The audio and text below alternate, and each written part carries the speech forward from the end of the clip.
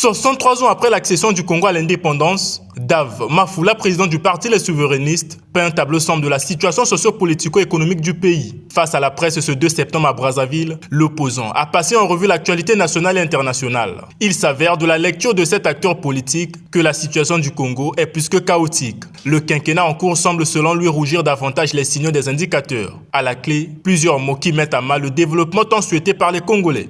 Il est douloureux de constater, 63 ans après, que l'indépendance que nos ancêtres ont chèrement acquise n'a pas toujours été accompagnée du patriotisme, de la responsabilité et de la vision nécessaire.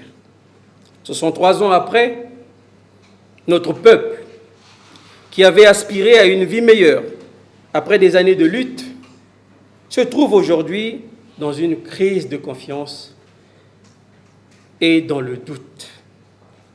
Il se retrouve à lutter, 63 ans après, contre la pauvreté, le chômage massif, l'accès limité aux soins de santé, à l'eau potable, à l'électricité, à l'éducation de qualité, à l'insécurité physique et alimentaire. Le détournement de deniers publics avec l'affaire Figagate, la situation sanitaire au CHUB, le pillage et l'exploitation illégale des ressources naturelles. En tout cas, rien n'a échappé à Dave Mafoula. Le silence complice du gouvernement face à ces dérives est d'autant plus inquiétant pour les perspectives du pays.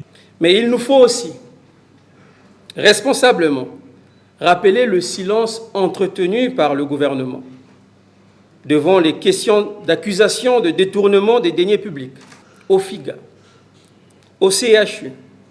Et pourquoi ne pas rappeler les 14 000 milliards des fonds publics réservés aux générations futures?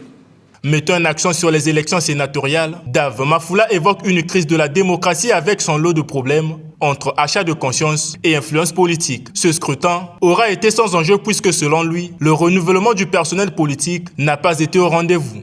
On peut également évoquer la crise du recul démocratique avec l'organisation récente des élections sénatoriales. Crise des arts accentuée par les élections législatives et locales de juillet 2022.